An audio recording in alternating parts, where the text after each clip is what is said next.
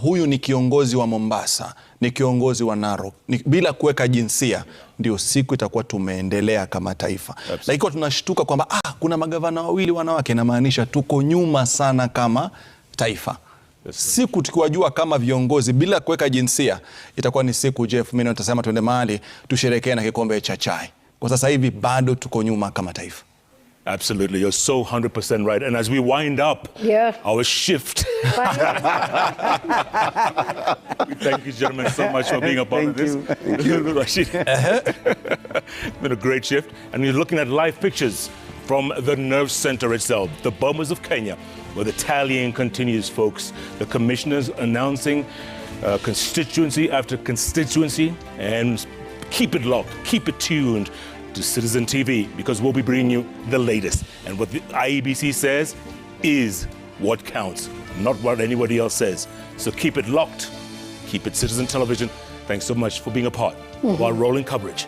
And our coverage continues in a moment. Naam, tukiwa tunasubiri the fat lady. Hajaanza Kabisa. Semiki, tunakamilisha sisi tukisema kwamba hapa ulipo ndipo unastahili kuwepo, na usiwe na wasiwasi, na yale yaliyopo utayapata hapa. Tusikie mwenyekiti Wafula Chebukati. Asante.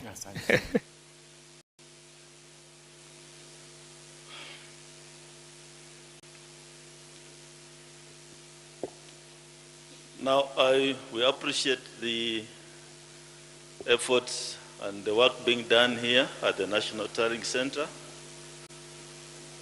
But as a commission, we wish to make the following adjustments to the process. The commission has observed that the process being undertaken is taking about 3 to 4 hours to process one. Some of our returning officers have stayed here for 3 days, sitting on those chairs, which is totally unacceptable. So in order to optimize the process and guarantee faster processing of the results, and to be able for us to meet our constitutional timelines for processing of the presidential results, the Commission has reviewed the results process flow as follows. 1, the returning officers who are on the queue shall proceed to hand over the original result to the National Returning Officer immediately after this announcement.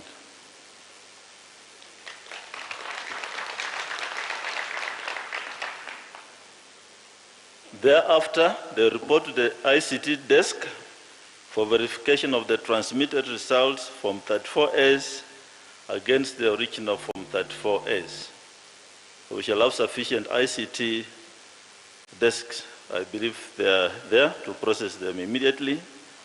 And thereafter, the presidential agents will be given copies of the results from 34As and from 34Bs for their own use. And in the event that you require the original documents, they'll be available on the desks for verification. So we are simply reversing the flow of the process which is ongoing.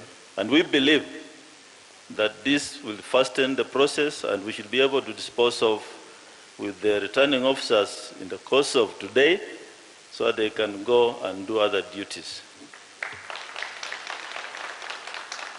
So thank you for your cooperation. And I want to invite Professor Agulier, who is in charge of this tallying center, to make some further announcements.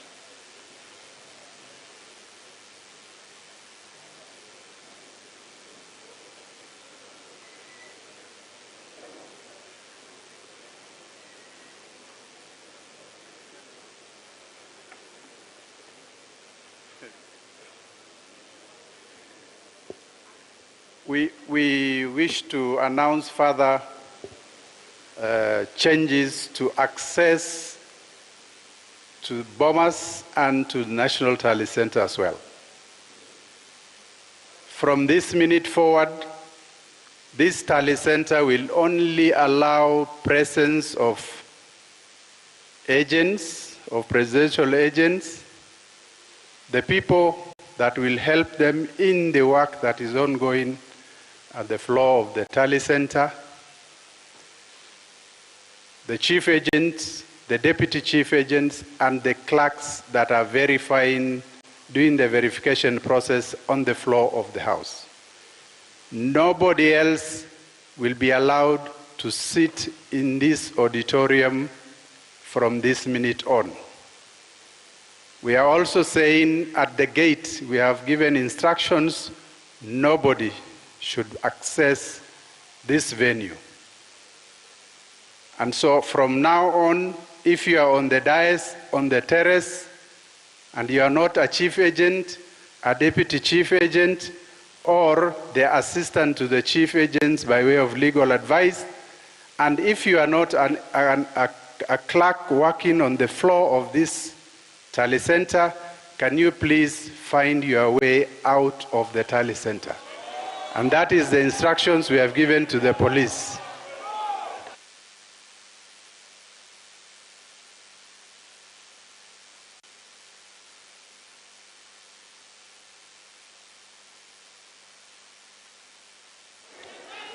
In addition to presidential agents and the clerks, observers are allowed to stay, and the diplomats only. I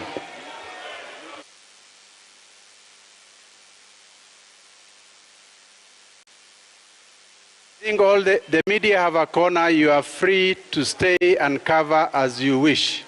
Okay.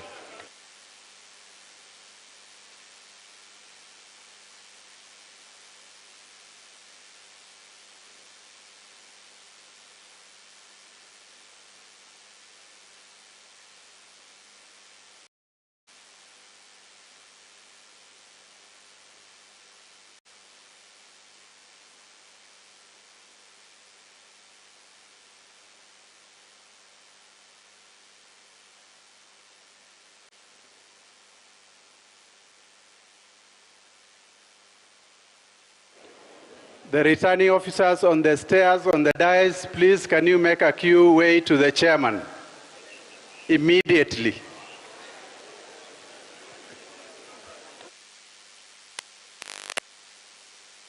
This is in accordance with the numbers they were given when they arrived.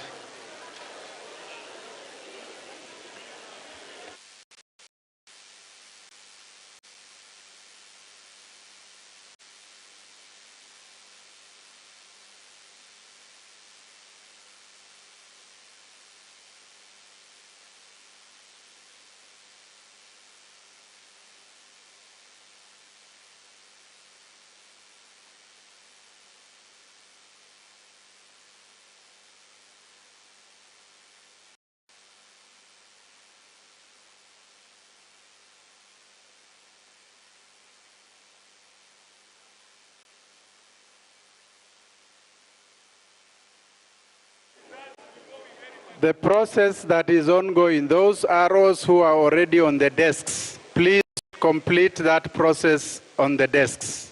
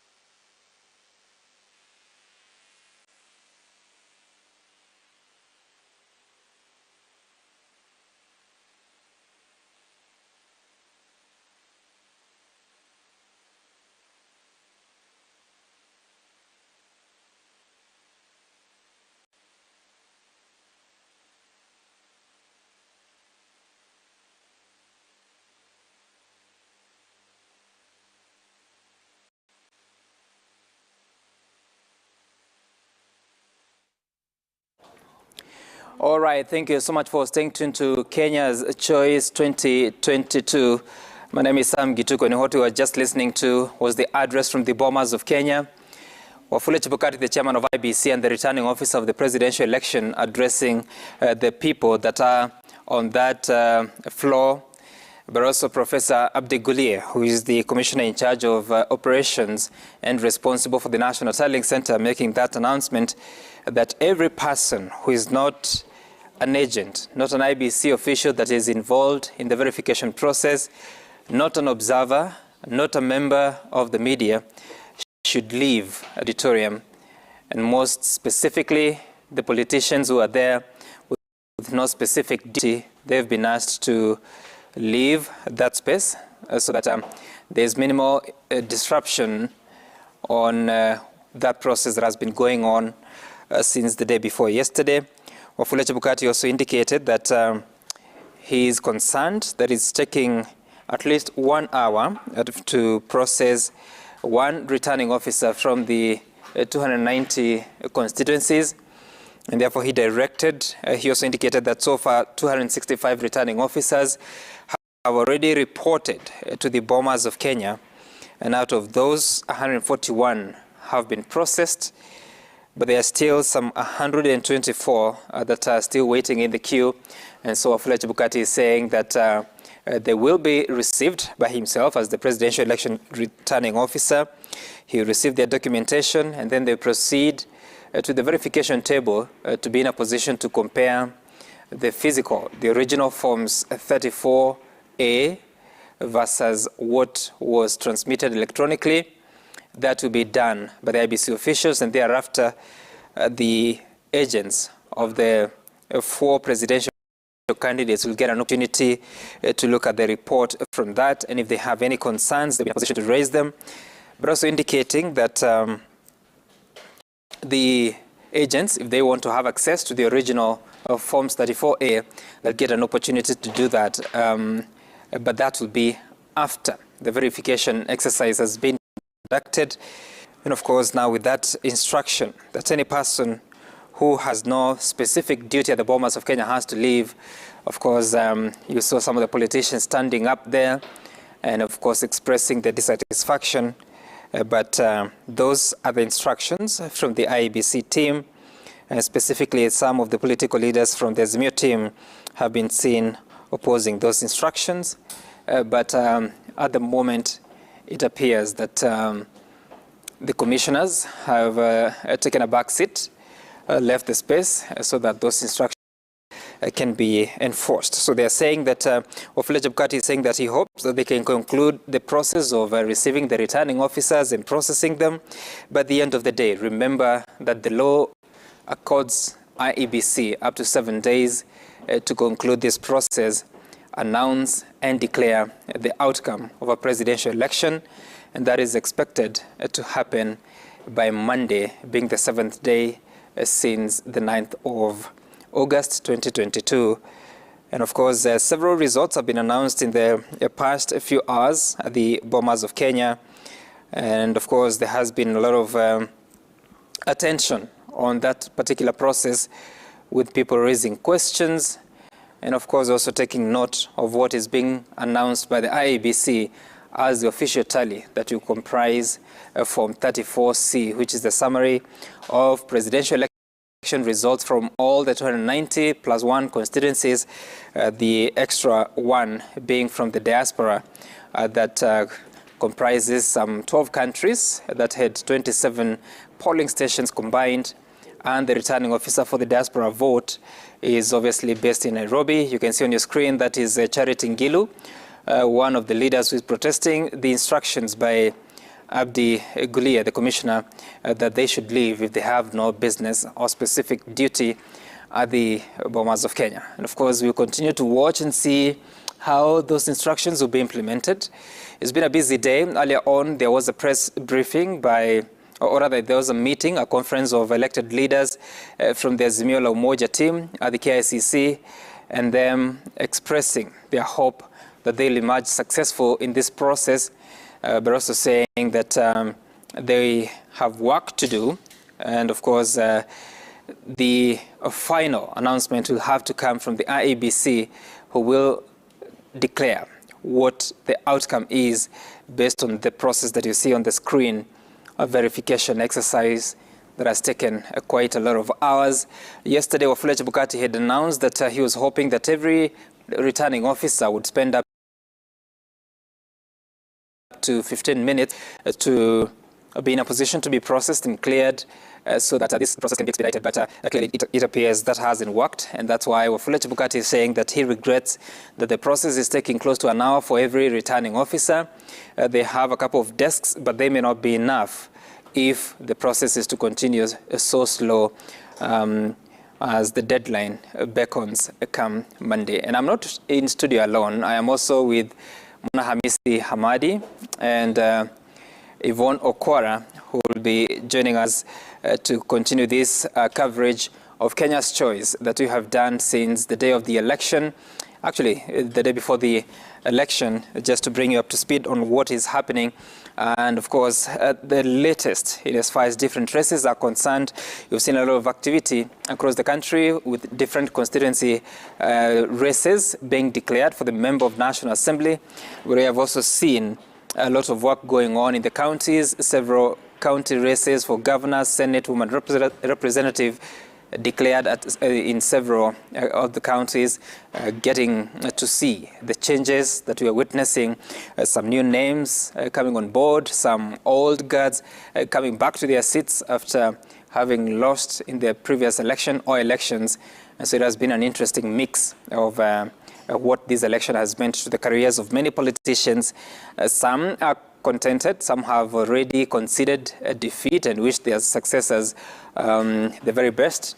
But also there are some that are questioning the process in what appears like laying the grounds for contesting such kind of outcomes at different election courts in the coming days. And of course, anyone has any claim on an election, for instance, if it's an MC election, they can contest that decision at the magistrate's court, and thereafter, if they are still dissatisfied, they can appeal against such the High Court moving upwards.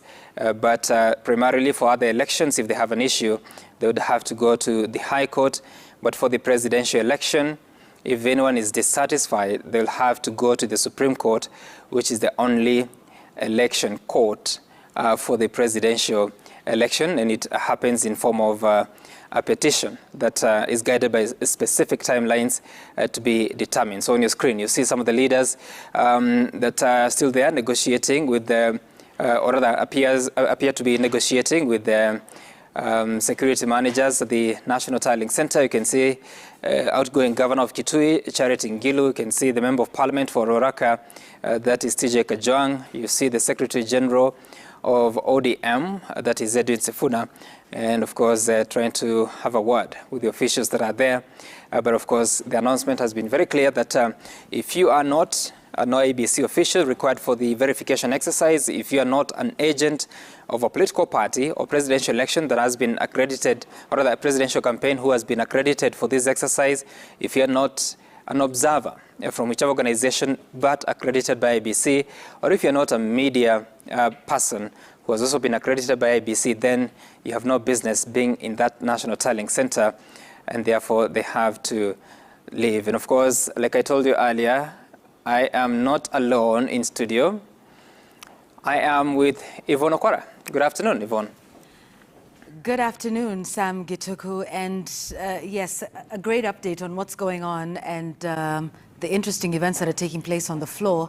I guess now we have an indication of how long it's taking to process each returning officer. Right. Did the chair say an hour? Yep, he said an hour, and I mean that's painful because it is. If they're yet to process 121 returning officers. That's 121 hours. So those are 121 hours. So supposing they have 8 desks, so let's see how many hours those would be. Those are 15 hours. So that means if they are to continue working throughout the night, the earliest that can be concluded is at, is this 7 a.m. tomorrow? Yeah. 15 hours from now? Yeah.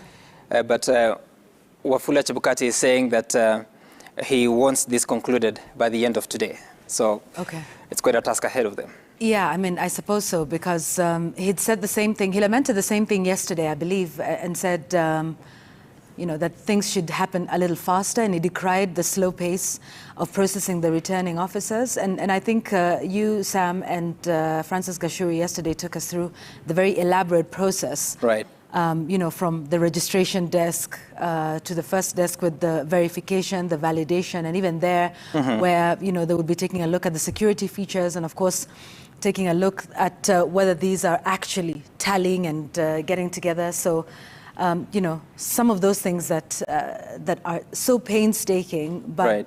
Are really important. I mean, you could get through this process really fast and then have disputes afterwards, or you could, take your time. And I guess all of this is what is informing the circular that came out today from the Ministry of Education, once again postponing the reopening of schools. Yeah, which was supposed to happen on Monday, but now they've pushed that to Thursday. I mean, certainly by then, the announcement will be made, because by then the constitutional deadline requiring the declaration of the presidential results should certainly be done and concluded with. But this is a slow process. What do you make, Sam, because you've been on the tallying floor of now, first of all, the commissioners had said, if you have nothing to do on the tallying floor, you can sit up on the seats in the amphitheater. Now saying even those who are on, on the seats there now just completely exit the amphitheater. What do you make of that? An attempt to sort of make this go faster, or, less disputes and interference? I think this must be informed, because while I was there, at least I witnessed 2 episodes of discomfort from the different leaders and personalities that were there. Some of them were, actually I witnessed 3. Well, the first one was involving the woman representative for Uasin Gishu, that is Gladys Boss, who had been moving up and down on the floor of the verification. And so some of the agents, some of the political leaders from the Azimio side were saying that she is rather being too busy on the floor of the House, and they don't trust what she was doing. But of course, she came out to defend herself. Then the other incident was a situation where we saw one official of IBC had a laptop, was moving in and out of the auditorium. Then some of the political leaders were saying that we do not trust what he's doing with the laptop, because you cannot come in holding a laptop, you go out there, then you still have to come back to the verification table. So actually that laptop was taken over by one of the political leaders and taken to the IBC commissioners, but eventually we saw it was sort of returned to that official. Then the other one was an altercation. You see some people just start shouting to the floor, the verification floor. And so I think this is what is informing this decision, such that Wafula Chebukati is saying that because they are not serving any purpose in the verification process, then they are better off the floor of the auditorium itself, so that at least now that process can be allowed to move smoothly. And of course, again, Mwanahamisi Hamadi is here. Hujambo Mwanahamisi? Sijambo sana, nashukuru. Najua siku zinasonga, wananchi wana hamu ya kujua tu ni nani atakayetangazwa kuwa rais hivi sasa. Sivyo Yvonne? Manake washajua magavana wao, wala ambao hata hawajatangazwa rasmi pia wanajua ni kina nani. Hivi sasa kiwewe kiko katika kinyang'anyiro cha urais. Kweli kabisa. Alafu hapa wanajua ni nani watawakilisha katika county ya bunge, katika county ward, county assembly, kwenye bunge, seneti, all of those. County ya bunge. Basi. Naam, okay. yapo So sikukosea. Hujakosea, nitakwambia naam. You know, when I'm standing around you, I need to be very careful. And then niko karibu na wewe na Sam Gituku. Bunge la county, Bunge la county. Bunge la county, sio? Sijakosea. You're right. County assembly, county bunge. Kuna kitu nani wamezungumza. Tafadhali. Yvonne, kuna kitu Sam hapa amegusia. Ile watu wanakosa subra mpaka wanakwenda katika ukumbi pale. Unadhani pengine ni kitu gani ambacho kimechangia? Na mwanzo katika historia ya taifa la Kenya ishawahi kushuhudia kwamba matokeo yamechukua muda mrefu kama hii kuweza kutolewa?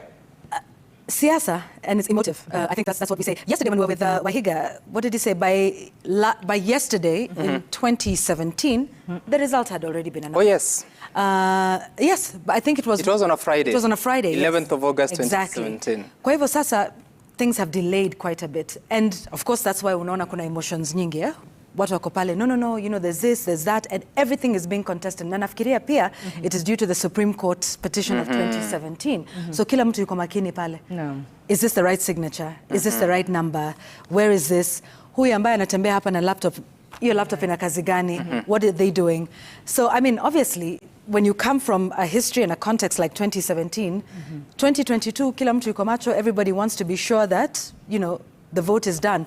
And I think also because this is a transition, yeah, tunatoka from, you know, one administration to a new one. Yeah. So kila mtu has a high stake, you know, in the outcome of this election. And so that's what it is. The commissioners wako na kazi ngumu, which is to make sure that they manage emotions and not just of the people in there, because I'm sure even there, the temperatures are high, but also of the country. So they have the 7 days constitutional time frame. Ambayo inakamilika lini?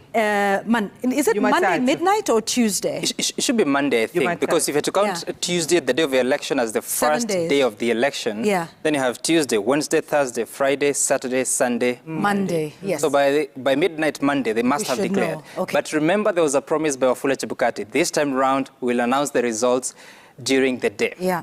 So, kwa hivyo tutarajie Jumatatu mchana. Yeah. Tutarajie. Or yaweza kuwa kesho pia. Because what did the chair say today? He wants to conclude all of that validation by leo siku.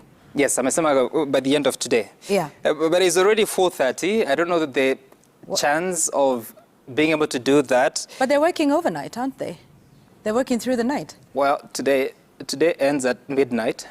Well, today and tomorrow at 6, depending on which way. That's about 8 hours from, actually 7 hours and a half. Yeah. So we'll wait to see. Yeah. Sawa, mtazamaji, basi tunachukua mapumziko yetu ya kwanza, kisha tutarejea. Na tukirejea, pengine Sam, itabidi upande huo uweze kutueleza kufikia sasa IEBC imeweza kujumuisha matokeo ya maeneo bunge mangapi, na pengine ni mangapi ambayo yanatarajiwa. Manake na hakika pale mtazamaji anayetutazama kwa hivi sasa hamu yake ni kujua hii kitu tunamaliza saa ngapi. Sawa, yote hayo ni baada ya muda usiokuwa mrefu. Makinika ulipo.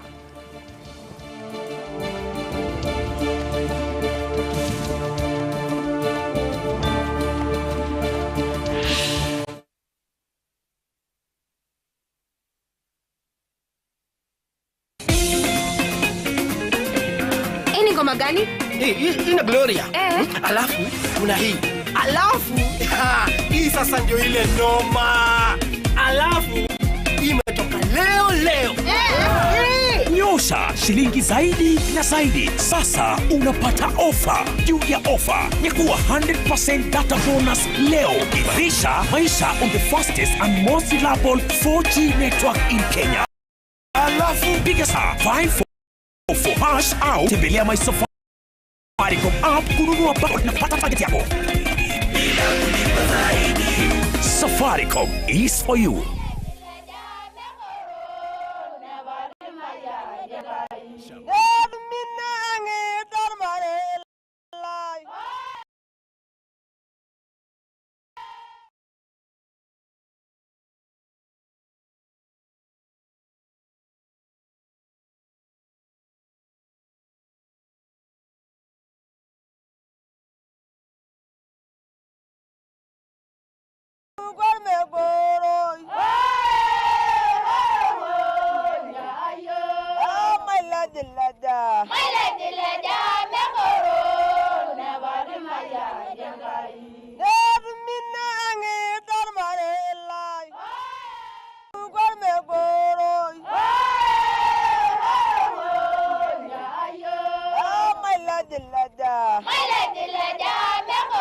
To unlimited air and ground medical evacuation services within Kenya. Amref Flying Doctors, we are there for you. We go where no one else goes. Call 020-699-2100 or log on to www.flydoc.org. Hi everyone. It's not good news. We'll definitely be seeing difficult times ahead for the business. But with all that being said, honey. Hi. I really need to finish this meal. Okay, I'll have one. Why does the lady have stars on her face? I don't know, but you can't ask them. First you twist it, and then you lick it, and then you dunk it, and then you eat it. Now get back to work. Thank you, Mama.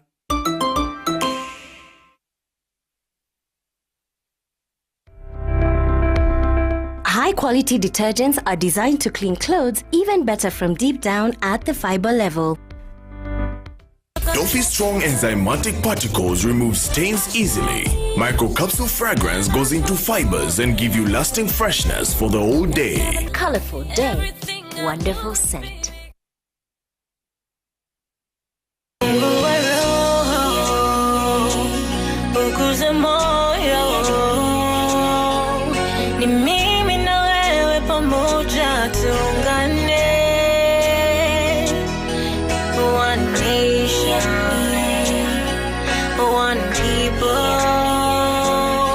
Hamjambo wa Kenya, jina langu ni Vanessa Gwandaru. Ukitaka wimbo huu kama sikiza tune yako, bonyeza *811 *344#. Kumbuka, sikiza na Citizen ni nyumbani kwa wasanii wote.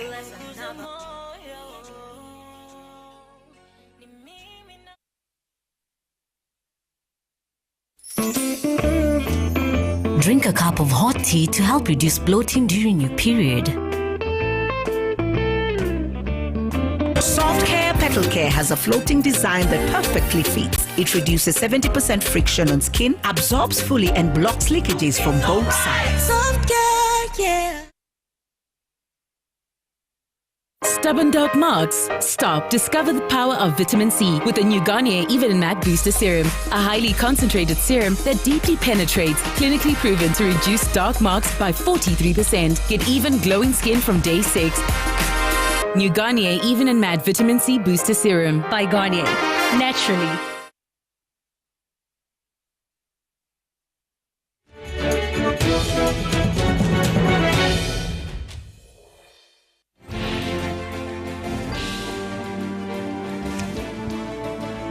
And those are live pictures from the Nairobi County Tallying Center. That's at the Kasarani Gymnasium. That final declaration from Nairobi as well, which has taken quite some time, but it's looking like today is the day.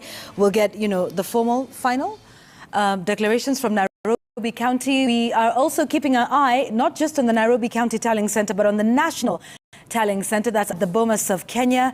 That is also happening right now with returning officers who are there having their results, their forms 34A, form 34B, verified, validated for the declaration to take place. And this is the screen that you are seeing, and this is live from the Bomas of Kenya. And of course, the screens are up showing now that tally of votes, and this is based on those constituencies whose forms have been validated. Sam? Right, and it's been very interesting this time around because in 2017, the August election, you recall that people could tell where the election was headed as soon as polling stations started closing. But this time around, Kenyans have waited. And even now, if you're looking forward to getting a total from the IEBC based on the constituencies that have been reported, it's coming in so slowly. As I was leaving Bomas of Kenya last evening, they had only declared, or rather tabulated, the totals of 2 million votes, of course, splitting them between Raila Odinga, William Ruto, David Wahiga More, as well as Roots Party's Professor Wajakoya. So what you see on your screen, this appears like some of the constituencies, and of course the series of them, looking at the voter turnout. You also see the total valid votes. You'll also see the percentage share for that. So very different from what you've seen previously, Mwana Hamisi. Na bila shaka, na kuna kitu ambacho nadhani kinazidi kuwapatia wananchi tumbo joto. Manake tukiangalia katika mitandao ya kijamii, unakuta kwamba kila mrengo unajipiga kifua ukisema kwamba wao wameshinda. Ukija mrengo huu wanasema sisi ndio tumeshinda, wengine wanasema sisi ndio tumeshinda. Kwa hivyo inampatia yule mtazamaji ama Mkenya ambaye amepiga kura hali ngumu ya kuweza kuamua pengine kusema ni kitu gani ambacho kitakuwa kinajiri kwa sasa. Na ndio maana basi hapa ndani ya studio tunao wachanganuzi ambao watatusaidia kuweza kufafanua mambo kama hayo. Maanake unajua tukizungumza sisi sisi kama wanahabari kupeana maoni yetu itakuwa na sisi tunaegemea pengine upande mmoja na upande mwingine, ambao itakuwa ni kitu ambacho hakikubaliki. Pengine Yvonne, uweze pengine utueleze wageni wetu kwa sasa ambao wameingia ni kina nani na pengine tunatarajia nini haswa kutoka kwao? Tuko na Kai Kissinger na Bwana Bobby Mkangi. Both are advocates and have an understanding of the law. Kai Kissinger has observed several elections around the region. Bobby Mkangi, if there's anybody who knows or understands the Constitution, this is the man. And it's the Constitution of Kenya that is guiding us throughout this entire process. So it'll be interesting to hear, where we are. Are we following the procedure? Are we following the process? And also to get a comparison of how we are running this process so far versus how others have done it, and perhaps get perspective on how other countries have run their elections, and perhaps some of the areas that we can improve on as we continue with this process towards that final declaration of who will be the 5th president of the Republic of Kenya. Sam. And of course, I will be getting to have a feel of what they're saying, but if you're joining us at this moment, what just transpired at the Bomas of Kenya is that there was an announcement from the IEBC commissioners led by Chairman Wafula Chebukati, him decrying the slow pace of the processing of returns from the constituencies. He says that so far 265 returning officers have already reported to the Bomas of Kenya, that is at the National Tallying Center, and therefore so far they have processed 141 such personalities or such officials. On the queue are 124 returning officers who've been waiting for the last 2 to 3 days, according to the chairman, and he says that this should not continue. Instead, they are going to fast-track the process, because so far it's been taking about an hour for every returning officer, so they have to change how that is being done. So once the returning officer comes, he will be received by the presidential election returning officer, that is Wafula Chebukati, and that is a serious process, because on the Form 34B that you see even from the portal that we have of IBC, it has a place for signing where it's handing over, taking over. So you'll see the returning officer signing that he's handing over. He also indicates how many Forms 34As he's submitting, and of course has to append his signature. Then on the taking over process, Wafula Chebukati has also to sign to say that indeed I have received this many 34As, this 34B, and so both of them will sign at both places. Then therefore now Wafula Chebukati says that that will be the first point of call once they get to the registration desk? Yes, at the registration desk. No. Yes, you register, then you proceed to the chairman, Wafula Chebukati, who receives the handing over, taking over. Then now the returning officers proceed to the ICT desks. And that's where they will be now taking the physical Form 34As, the original ones, which will be matched against what was received from the portal. And if there are any issues, then they will be reported. And thereafter, the agents of the presidential candidates, but also from political parties, will be in a position to receive a report. If they have any concerns or issues, they can raise them with the commission officials, and then also they can get an opportunity to even access the original forms if there's any question that they may want to raise. So just to understand, the national returning officer, who is Wafula Chebukati, actually signs that he has received from each of the 290 returning officers? Correct. Because he is the returning officer. The national returning officer. And there's no deputy returning officers. There's no deputy national returning officer, so it's just one? Yes, it's just one. All right. So, I mean, that's an interesting process. Kakai, what do you make of everything that has happened so far? Of course, there's anxiety. IBC has to walk the tightrope between doing this as fast as they possibly can to, meet the expectations of Kenyans, but also he has to get it right. How do you think they've conducted themselves so far? I think we need to reflect where Wafula Chebukati is coming from. And I think people are seeing the fact that it's a little bit slow in terms of announcing the results or verifying these things. But remember, Wafula Chebukati has been guided many occasions, especially with the Supreme Court, on how he should conduct the election. And this being the second election that he's conducting, then he's being very cautious, because the fact of that the election must be simple and verifiable. So the process that we are going through is actually the process of verifiability, because it needs to verify everything that has come in and before they announce the results. So in terms but you also remember that he has 7 days in which to do this. The election was on Tuesday, so the final day is on Monday.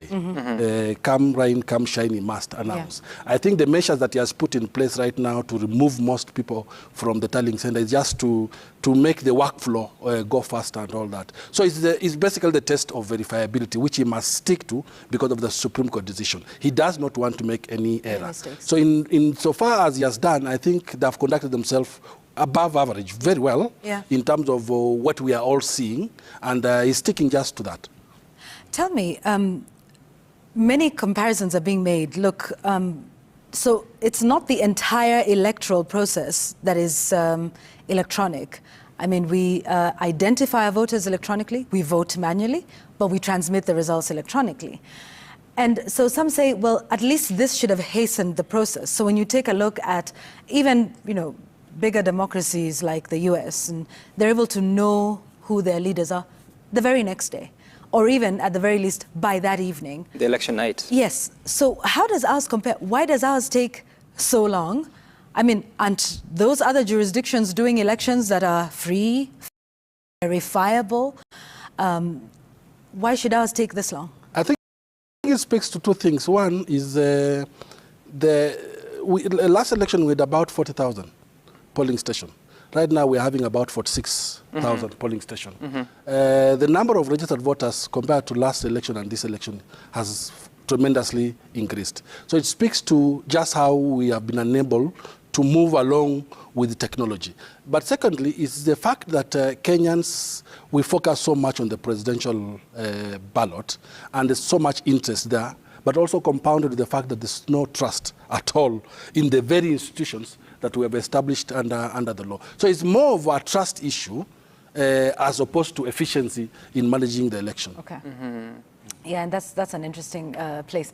Bobby, you want to chip in just a little bit, because we want to go to the Nairobi Tallying Center real quick. Sorry, I just wanted to add to the fact that we must remember that the transmission of results from the polling station and those are the final results are actually more for the aspect of transparency, so that those are veiled to everyone. And that's why we still have the returning officers, and the physical forms having to come to Nairobi for verification. So the transmission, which is electronic, which is digital, speaks to the fact that here in Kenya, we use technology not so much for efficiency, but to mitigate or to plug in the deficiency of trust that we have in our processes. And so at the end of the day, it is still pretty much a physical process. And that's why it's taking time at Bomas, that people have to come all the way from all corners of the country to come and present physical forms. Which have already been transmitted. Yes, exactly, and that's why it takes time. But again, it speaks to the history of our country and our elections. And that's why Kenyans provided these 7 days for the IEBC chairperson to take his or her time to consider everything that is before him or her before announcing. So it's better to take time and announce the correct thing than to hurry up and we've seen what happens if we get it wrong at this level. So far, as my brother Kaikai was saying, I think Chairman Chebukati, he has 7 days. Why not exhaust them and deliver something to Kenyans that will be credible and acceptable to the majority? Okay, that's right. So let's continue to get some of those results. Mwanahamisi? Na bila shaka naarifiwa kwamba kwa sasa tunakwenda moja kwa moja hadi katika ukumbi wa Kasarani ambako mwanahabari wetu Faisal Ahmed amekuwa akifuatilia shughuli zinavyoendelea. Kwa sasa basi tuungana naye ili aweze kutupasha ni yapi tu. Faisal, hali iko namna gani? Shughuli hiyo kujumlisha hizo kura imefikia wapi, na pengine kwa faida tu ya mtazamaji, ni viongozi gani wa ngazi zile za juu ambao tayari wamekabidhiwa vyeti vyao? Naam, asante sana Mwanahamisi, na ningeomba uweze kunikubalia niendelee kwa lugha ya Kiingereza. Now in the County Tallying Center we have so far received 11 of the constituency returning officers presenting their documents for final tallying here at the county tallying center before we actually get the numbers, and the numbers are tabulated and added so that we can get the winners for the gubernatorial, Senate and women representative seats. Now, a few moments ago, the returning officer for Roysambu constituency came in, and in the governorship position, we have Johnson Sakaja, who garnered 63,175 votes. Polycarp Igathe garnering 24,981 votes.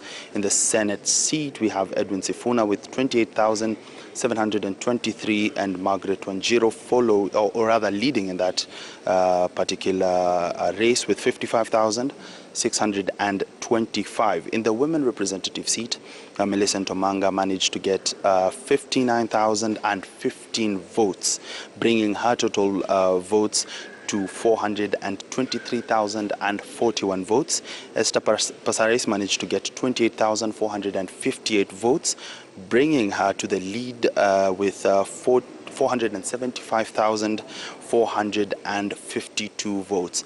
Now, cumulatively, Johnson Sakaja is ahead in the gubernatorial seat with 499,000 votes, 378. Polycarp Igathe coming in at second with 392,025 votes, almost a gap of 100,000.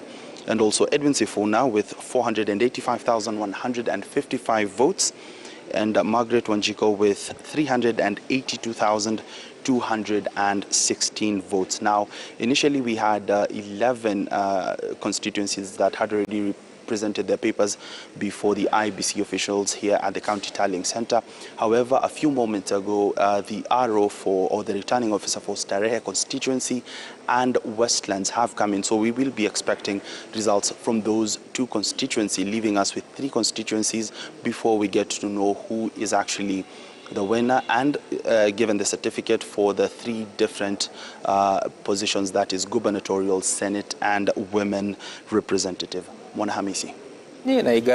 Na asante sana mtazamaji. Hapo Faisal Ahmed alikuwa anatuchambulia kidogo kidogo tu namna yale matokeo ya kujumlisha kura yanavyoendelea, na kama alivyosema ni kwamba kufikia sasa bado hakuna ambaye amekabidhiwa cheti, lakini kulingana na vile mambo yalivyo ni kwamba Sakaja anaongoza katika zile kura ambazo tayari zimejumlishwa kwenye kiti cha ugavana, Sifuna akiwa naye anashikilia nafasi ya mbele kule katika kiti cha useneta, na Esther Pasaris akiwa naye anaongoza katika kiti cha uwakilishi wa kike. Lakini hao ni matokeo ambayo wako nayo kwa sasa. Bila shaka baadaye tutakuwa tunapata mengi tu kulingana na vile watakavyokuwa wamepata matokeo. Kwa sasa basi naarifiwa tuweze kusikiza tu kauli za makasisi, manake awali walizungumza na Wakenya na kauli yao ilikuwa ni kuwataka Wakenya wadumishe amani na utulivu wakiwa wanasubiri hesabu kamili na mshindi kutangazwa na tume ya IEBC. Hebu tusikize kamili. Ask all Kenyans that IEBC is the only mandated body constitutionally to give us the results. So what we want to urge our political parties, don't put the country into unnecessary anxiety by making your declarations because the referee has not yet declared. Let us all hold our horses. Let us be responsible about this country. And what I want to urge Kenyans, it is only IEBC which will give us the final results. Let us wait for them, not any other quarter, not social media, not what the political parties are doing. That's what I've already urged my bishops across the country. Let us wait because the referee has not pronounced the results. May God bless you. Our message to all our political class, even those who have won, we congratulate you, but celebrate responsibly. For those who have lost, know that an election was to give us a winner and a loser. No position can be occupied by 2 people at the same time. It is only one person. Accept the will of the Kenyan people. Even for our presidential candidate, our appeal is that we will only have one leader, and that will be the leader of this country. The message, the first word you utter to Kenya matters a lot. Ours is to urge you that prepare to tell Kenyans a message of hope. And if anything, you need Kenya as Kenya needs you, whichever way it goes. Kenya needs you.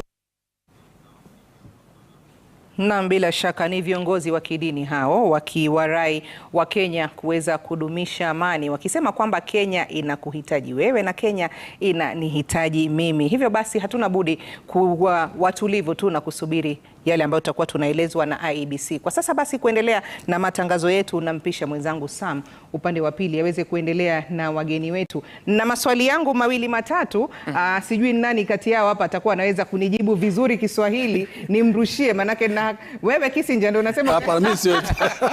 Unaweza kuuliza Bobby. Mimi sio Bobby, huyu ni mkosti. Yeye ni mkosti. Haya sawa, nitampatia nafasi kwa sasa Sam aendelee, kisha baadaye nitakuja kwako Bob. Sawa sawa Sawa. All right, thank you Mwana Hamisi. And of course, I want us to begin by looking at, of course, we've seen a lot of elections already declared, especially at the county level and the constituency level, and it has turned out quite smooth if you're to compare with the previous elections. Some of the members of parliament, for instance, in Mount Kenya region, already conceding defeat. If you look at the county elections, for instance, in West Pokot, Professor Lonyangapu already holding the hand of Governor Kachapin, who he beat in the first election in 2017, and now saying that the process of handing over will be put in motion.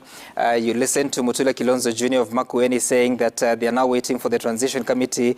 Would you know, let me begin with you, Bobby, would you know in law how soon that transition has to happen and when we should start seeing swearing in, especially of governors, but also the next part for the legislators at the national level?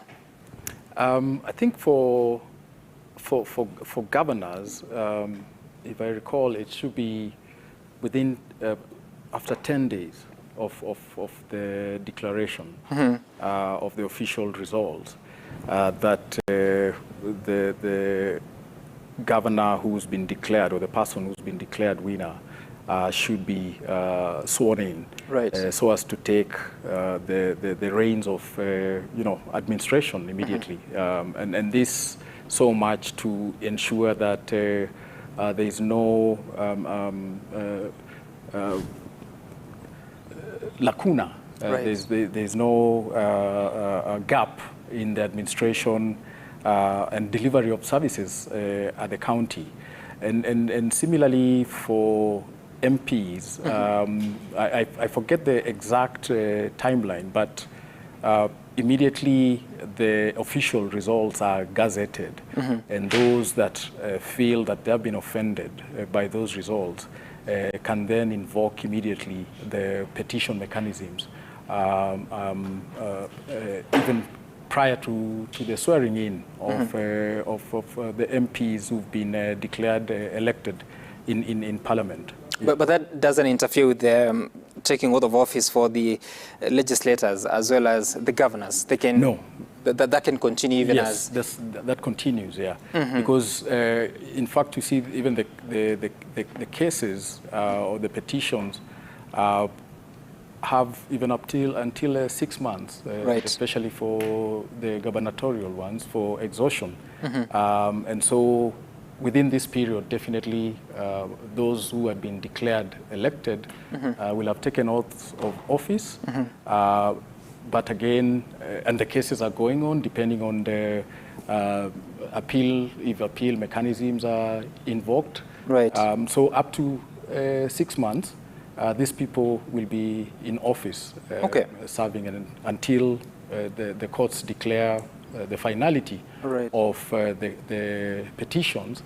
They'll be good to go. Okay. Yeah. And Kakai, what do you make of these concessions that we have seen of different leaders that have lost?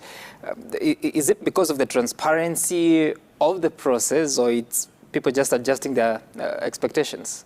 You know, politicians, there's a song that talks about Katasibu to site. So people are on the ground, and yes. before they were going into the elections, they knew their levels of performance. Right.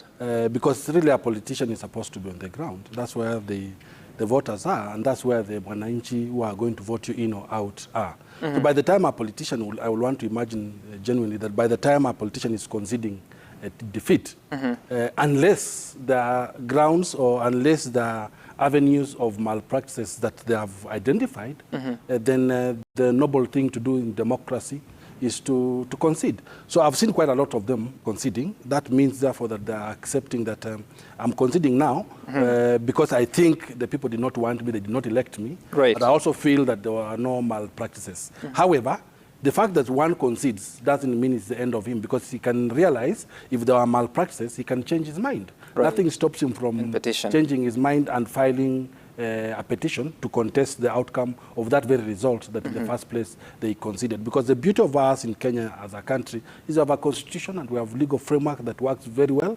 It gives you avenue for petition the way Bobby Mkangi is talking about. Specific timeframes are set in the constitution and in the various Elections Act. So I think conceding is part of the game. Right. Yes. And Bobby, let's just be clear here. The election court for MCAs versus the election courts for the other seats from MP all the way to the governor, because for the presidential you're sure that it's at the Supreme Court. What about the other seats? For the governors, it's the High Court. So the governors will have various high courts in their different jurisdictions to go to. And the MCAs will have the magistrates' courts. In the different areas they also come from to go and petition. So again, apart from the presidential election where there is only one layer of approach, and that is the Supreme Court, and the Supreme Court's determination is final. With these other ones, and especially also with consideration that the Supreme Court also invoked that jurisdiction, they start from, as you said, as MCA from the Magistrates Court, but they can appeal all the way to the Supreme Court. Right. And similarly, with the other positions, whether it's an MP, whether it's a senator, MP, member of National Assembly, and a senator, and then the governors also have at least these two other layers. So the beginning of the High Court, they can appeal at the Court of Appeal, and eventually they can appeal at the Court, at the Supreme Court. Yes. Okay, very, very interesting. And of course, interestingly, you have to forget one of the key stakeholders in the electoral dispute management. Right. Because these are just politicians who will probably win or lose. And if you lose, you lost the election, and you feel you are aggrieved, then you have a right to move to the courts. And you realize that already the Chief Justice has gazetted the court rules in terms of how many days are we going to sit as courts to listen to these disputes. Because the whole idea was that you listen to these disputes as fast as you can. Because if you look at the Supreme Court decisions, and if you look at the presidential petition, for example, the law is anchored there, and Bobby must have forgotten that you have to clear this thing within 14 days. So you have to collect your evidence and everything within 7 days, the following 7 days, cleared and a decision made. But these other courts, the deadlines are not there. They are guided by the directions that have come from the Chief Justice. And she has already gazetted these deadlines, so they are really already ready in terms of hearing any petition that might occur. But the whole idea is to finish these petitions within the shortest time frame possible. We'll get back to the process of members of parliament being sworn in and the other processes, because I think there's something you call a prorogue or something. We'll get to that. But before we do, so for these disputes, electoral-related disputes, what is the place of the East African Court of Justice in this question? Because you've seen it used by one of the leaders in the country who was contesting a gubernatorial seat. What is its place in our law, Bobby? There's the contestation as to whether it has jurisdiction in terms of the direct technicalities to do with our elections, in terms of how we conduct the elections, the rules, procedures, whether it has jurisdiction around that. But again, you remember, and you're speaking to, I'm sure, the question of Honorable Martha Karua, and what she invoked in terms of the jurisdiction of the East African Court of Justice. And it was more in terms of the court here failing to entertain, her suit. So failing to avail her avenues of justice, which the East African treaty avails to the citizens, if I may say, or the residents of the community. So there's a difference in terms of whether the East African Court of Justice can make a determination that affects the decisions made or the outcomes out of elections in a member country. That's one. Or it speaks to the broader issues of protecting rights. And so when it makes a declaration, it's more of declarations that seek to repair or give redress where rights are deemed to have been either threatened or abrogated from, or in certain ways not properly declared. But in terms of it making a declaration that can reverse or can change a determination that has already been done through the election processes in the country, but again also have been determined by the courts in the country, and especially on an issue like the presidential election, where specific jurisdiction has been placed in a particular court, then it is very difficult for the East African Court of Justice. And when you look at its jurisdiction around election issues, to make a determination that directly affects the outcome. And I think to add on that, I agree. I think we went to the same class with Bobby because we were classmates. Yes. Oh. Yes. We were taught the same constitutional law. And there's a basic thing which we call that you must exhaust your local remedies. Therefore, for example, a member of parliament or a presidential candidate cannot run to that court. He must exhaust the avenues. So for you to exhaust avenues here as a member of parliament who's aggrieved, you have to go all the way to the Supreme Court, and that's a time frame. But then the jurisdiction of that court is completely removed from what we deal with in terms of electoral process. We have sufficient laws in this country to deal with the petitions, and they must end here. Okay, very interesting. Mwana Hamisi, I understand that you want to take us somewhere else. Please do so. Naam, naarifiwa kwamba tuende moja kwa moja hadi katika kaunti ya Kitui, manake matokeo rasmi tayari yameshawasilishwa. Na kufuatia matokeo hayo tunaarifiwa kwamba Julius Malombe ndiye ambaye amechaguliwa kuwa gavana wa kaunti ya Kitui. Irene Kasalu amechukua kiti cha mwakilishi wa kike na Enoch Wambua ndiye ambaye ataongoza kaunti hiyo katika wadhifa wa useneta. And trusting the mantle for councilman, member of parliament on me. I want to promise the people of Kitui that I am going to work diligently to deliver my manifesto. I listen to them and I call on all my opponents. Siasa imeisha. Sasa ni kufanya kazi. Na sitaki kuangalia kama tumeshindana, ilikuwa mchezo na mchezo imefanya nini? Imeisha. I will serve everyone equally. In fact, I think I'll begin by going to the places where I did not get votes to understand what the issues are. Na wasihi tushikane mkono ili tufanyie watu wa Kitui kazi. I'll be as inclusive as possible, even to those whom we are competing with. All right, that's the decision, Kenya's choice in Makueni, or rather Kitui County. And of course, the first governor, Julius Malombe, makes a comeback, of course, after a 5-year break during which Charity Ngilu was the governor of Kitui. But in this election, yes, her name was on the ballot paper, but she withdrew from the race, saying that she was willing to step out of the race to have the other candidates go against each other.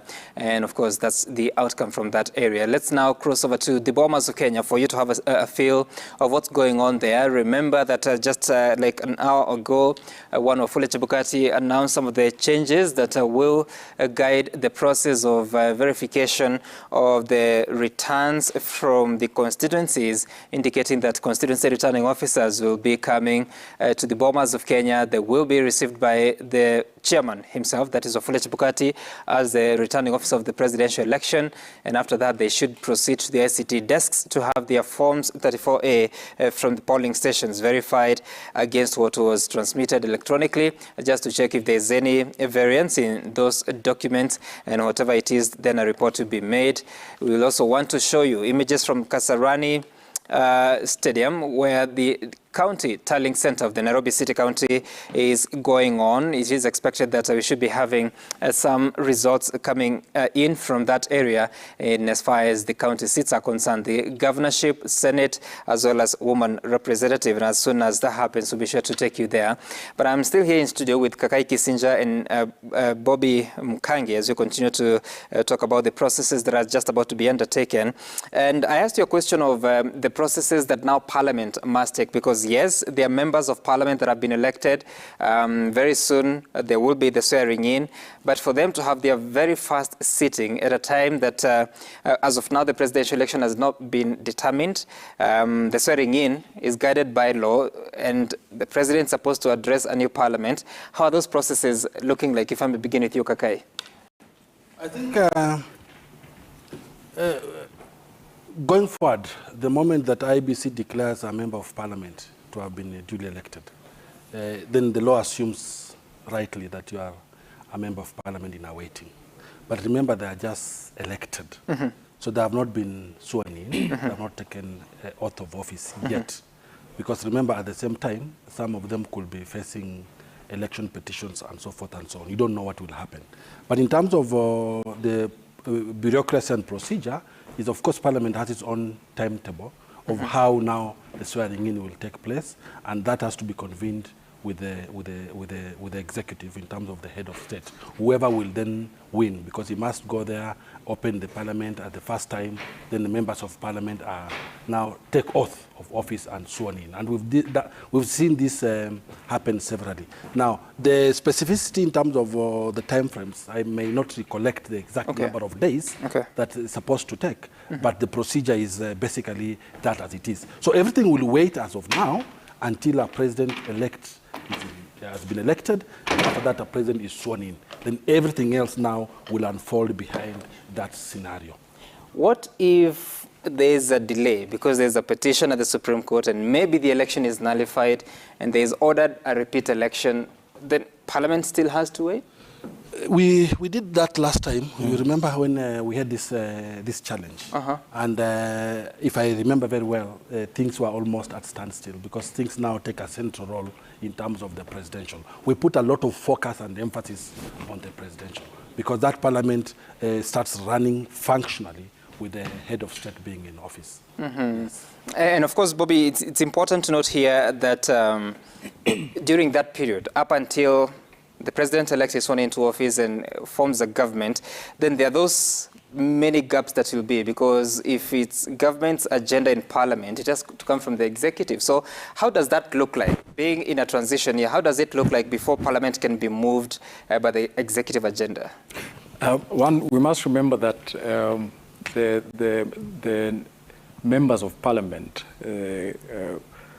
or rather Parliament sort of stands prorogued as of now until the new Parliament is sworn in, you know. So, and that's why, for instance, if there were to be an issue where Parliament needs to come in and attend to, it can be, you know, convoked as it is right now. So, as Kaikai was saying, the incumbent members of Parliament remain so until the new or the elected members take their oaths of office. And this is to ensure that there is no gap, there is no vacancy.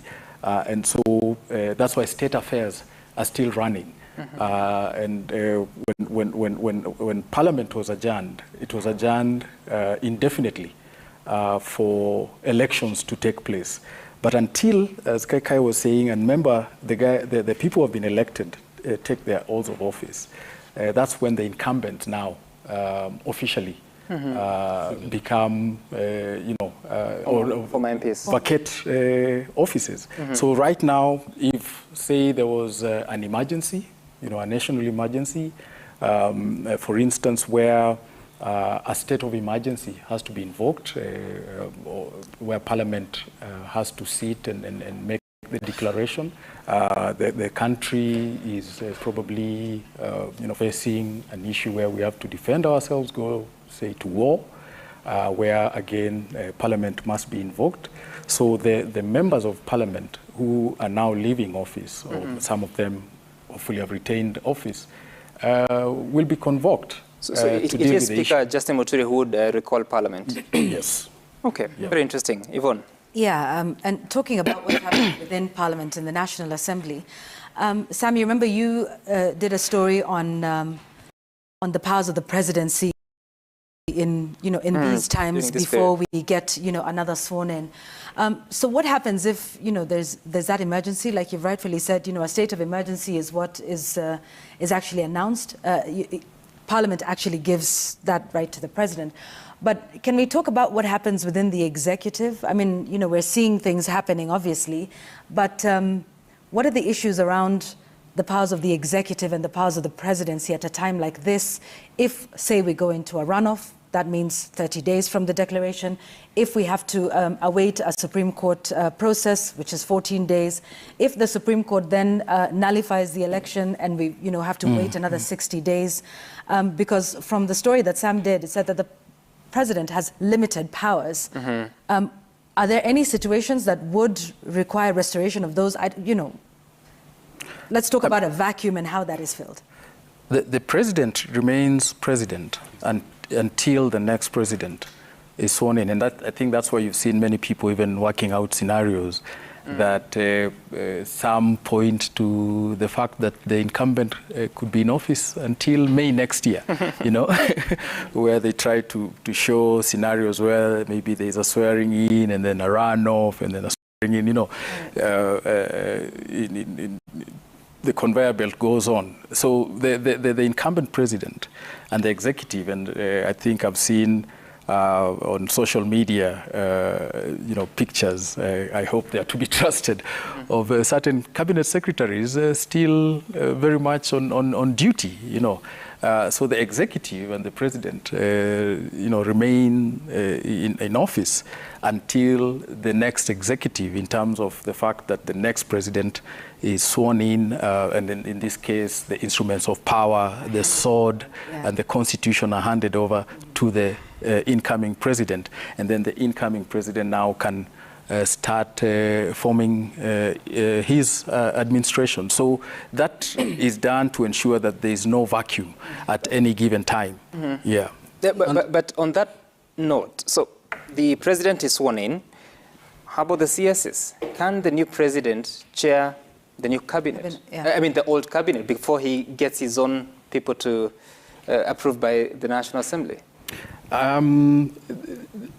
Not as such, and that's why you find that when a new president comes in, they very much and in a sort of expedited fashion have to come up with their administration, their cabinet, especially, and we've seen this even in 2013, where the first, say, batch of cabinet secretaries is sworn in immediately. But again, the cabinet secretaries also serve at the pleasure of the president. So if the incoming president will want to work with the team that has been there, and we see also the handing over processes that take place. So up until the cabinet secretaries also take the reins of power or of administration, let me not call it power, of administration then they sustain the offices as are until they are replaced by the incoming or named cabinet secretaries, by the new executive. Yes. Okay, hold that thought so that we take a short break, but we'll continue to interrogate that further so that, because I think in 2013 rather, maybe you are not very keen on how that transition should happen. We will be back on Kenya's Choice in a short time to continue the conversations that are around transition, but also to take you back to the Bomas of Kenya on the processes that are being undertaken right there after the break.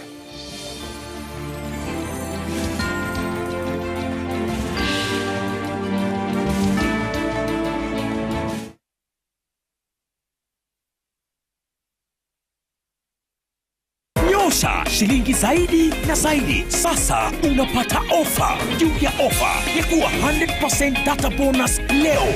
Alafu piga star 544 hash au tembelea My Safaricom app kununua bundle na kupata target yako.